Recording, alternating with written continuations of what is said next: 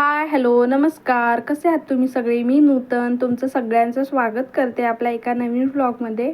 व्लॉगची सुरुवात डायरेक्ट कामापासूनच केली आहे. सकाळी उठले, छान असं पाणी ठेवलं आंघोळ करायला आणि आंघोळीच्या आधी बराचसा वेळ होता पाणी तापसपर्यंत. म्हटलं आपला फ्रीज खूप खराब झाला आहे आणि त्याच्यातला भाजीपालासुद्धा संपला होता.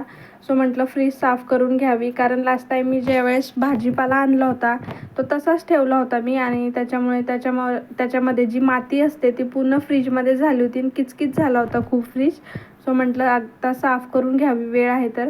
फक्त माती सांडली होती, मग मी म्हटलं यावेळेस फक्त पुसून घ्यावी, कारण लास्ट टाईम मी ज्यावेळेस फळीवरची भांडी घासायला काढली होती त्याच वेळेस मी त्याला छान असा धुवून घेतला होता. स्क्रबरने घासून घेतली होती त्याच्या आतमधली भांडी. सो म्हटलं आता फक्त पुसून घ्यावी.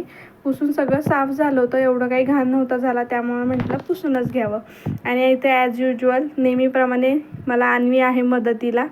ती तर माझी खूप जास्त हेल्प करत असते, तुम्हाला तर माहिती आहे.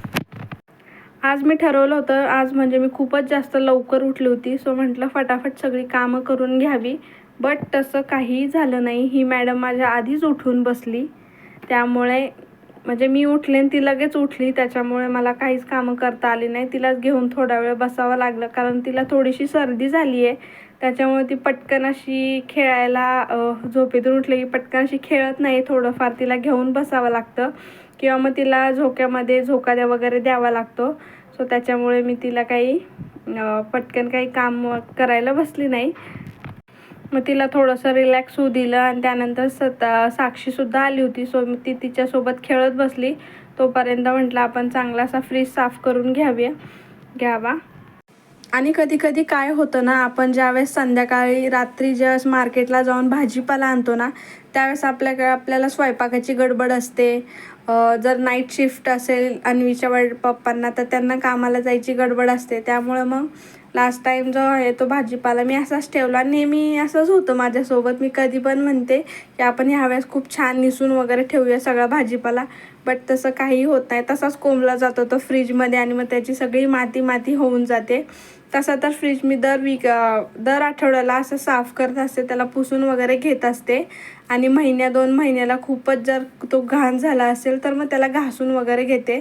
तसा माझा फ्रीज काही घाण होत नाही, कारण त्याचा जास्त वापर करणारी मी एकटीच आहे आणि आम्ही फ्रीजमधलं सुद्धा पाणी पित नाही आणि जास्त काही फ्रीजमध्ये नसतं. सो एवढा काही जास्त फ्रीज घाण होत नाही माझा, तो व्यवस्थितच असतो. त्याच्यामुळे काही जास्त त्याला साफ करावा असं वाटत नाही मला, म्हणजे लागतच नाही तो साफ करायला.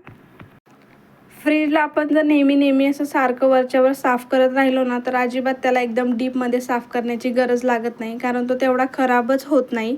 जर वरच्यावर त्याला सारखं नेहमी पुसत राहिलो आपण, तर तो एवढा काही घाण होत नाही. सो मी पण असंच करत असते कधी पण, ज्यावेळेस पण माझं म्हणजे रोजच मी काही माझं काम झालं तर लगेच त्यालासुद्धा एक हात मारून घेते फ्रीजला, जेणेकरून तो पण स्वच्छ होऊन जातो आणि मग जास्त काही लोड पडत नाही एकदम त्याला धुवायचं असलं की. आणि इथे अन्वीसुद्धा कॅमेरासमोर मध्ये करत असते, तर तिला इग्नोर करा तुम्ही. आणि मी लास्ट टाईम फळीवरची जेव्हा भांडी घासली होती, तर तेव्हापासूनच मी एक ठरवलं आहे की आपण जेव्हा पण आपली जी खायची भांडी असतात ती साचतील, ती भांडी झाली की आपण जी फळीवरची भांडी आहेत व्यवस्थित मांडून मी धुवून ठेवलेली, त्यांनासुद्धा एक हात मारून घ्यायचा. त्यांनासुद्धा एक ओल्या कापडने अशा वरच्यावर पुसून घ्यायचं, जेणेकरून जी रोज साचलेली माती असते थोडी ती त्याच्यावरची पूर्ण जाते आणि रोजच्या रोज ते क्लीन केल्यापासून भांडी जशी धुतली होती तशीच ते रेग्युलर दिसतात आहे.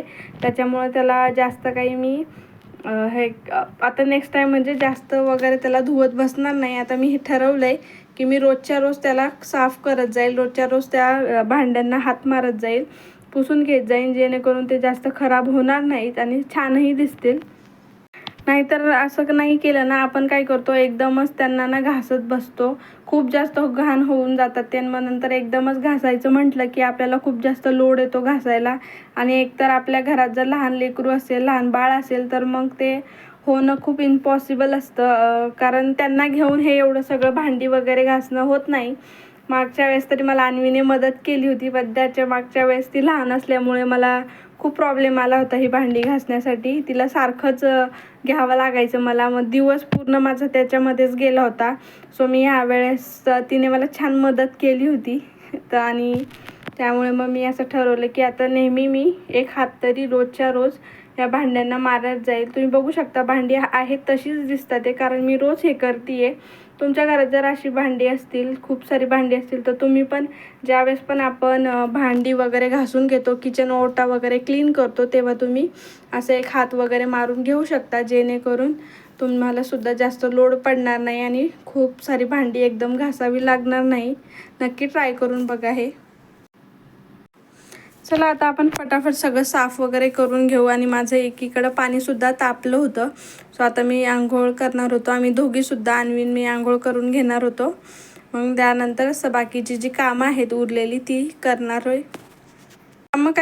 कामं काय दिवसभर चालतात, ती काय पूर्ण संपतच नाहीत. आणि इथं मस्त आम्ही फ्रेश झालो, छान अशी आंघोळ करून आलो. आणि मीलाही आज मस्त अशी आंघोळ घातली होती. तिला 2 दिवसापासून आंघोळ नव्हती घातली, कारण मी तुम्हाला सांगितलं की तिला खूप जास्त सर्दी झाली आहे.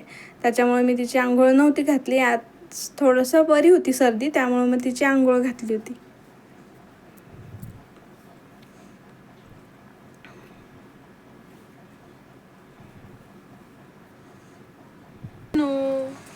त्यानंतर तिचं छान असतं मस्त मेकअप केला, गोड गोड तयार केलं तिला. आणि ती बघा किती क्यूट दिसते.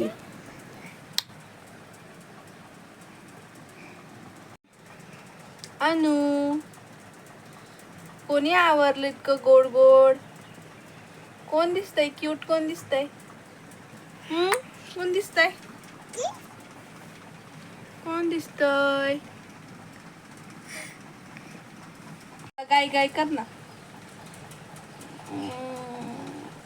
मम्माला झोपू घाल.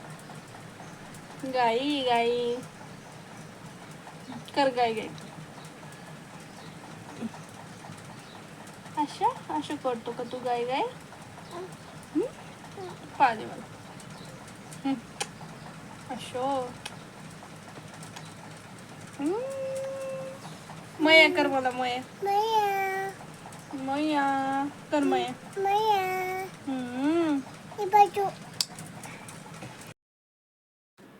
त्यानंतर तिचं आवरलं, तिलाही थोडंफार खाऊ वगैरे घातलं मी.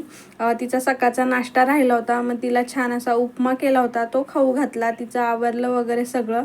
आणि त्यानंतर मग झाडू वगैरे सुद्धा मारून घेतला मी. आणि मग म्हटलं आता छान अशी देवपूजा करावी. देव वगैरे सगळे धुवून वगैरे घेतले. आणि त्यानंतर म्हटलं मस्त दिवा वगैरे लावला. आणि अन्वीसुद्धा माझ्यासोबत खूप छान देवबाप्पा करते. आता तिला छान जमतो देवबाप्पा वगैरे म्हणत असते ती, जय जय बाप्पा म्हणत असते. आणि तिने एकदा दोनदा ना मला असं आरती करताना पाहिलं होतं.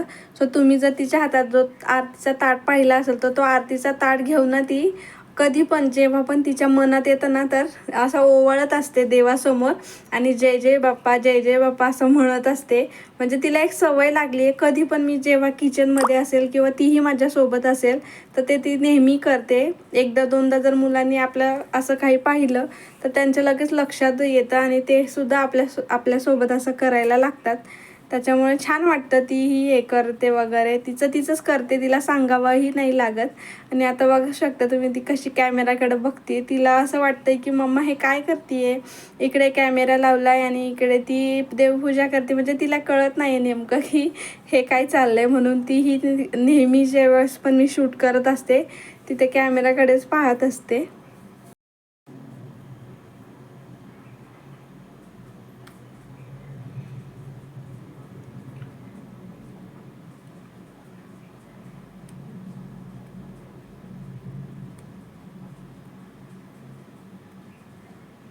छान इथं मी बघू शकता तुम्ही, छान अशी माझी देवपूजा झाली. आणि माझं घर जरा थोडंसं छोटं असल्यामुळे मला सगळ्या गोष्टी ॲडजस्ट कराव्या लागतात. त्यामुळे मी देवालासुद्धा म्हणजे पाटावर देव मांडलेत आणि ते मी मांडणीवर ठेवलं आहे. कारण दुसरीकडे माझ्याकडे जागाही नव्हती. आणि खाली ठेवलं की ते अन्वी सारखे ते देव उचलून पळायची. ती अजिबात एक जागेवर ठेवत नव्हती. त्याच्यामुळे मी तिथे ठेवलेत. आणि तिची आता बऱ्यापैकी हाईट वाढल्यामुळे तिचा आरामशीर तिथे हातही जातो. फुटाटा काय? फुटाणा. सो या आजच्या पुरता एवढंच मी शूट केलं. त्यानंतर मी तिला छान जीव वगैरे घातला. आम्ही सुद्धा जेवण वगैरे केलं आणि तिला दुपारच्याला मी छान असं झोपवून दिलं. तर हा व्लॉग तुम्हाला कसा वाटला मला नक्की सांगा. आणि आवडला असाच लाईक शेअर सबस्क्राईब करायला विसरू नका. आता भेटूया नेक्स्ट व्लॉग.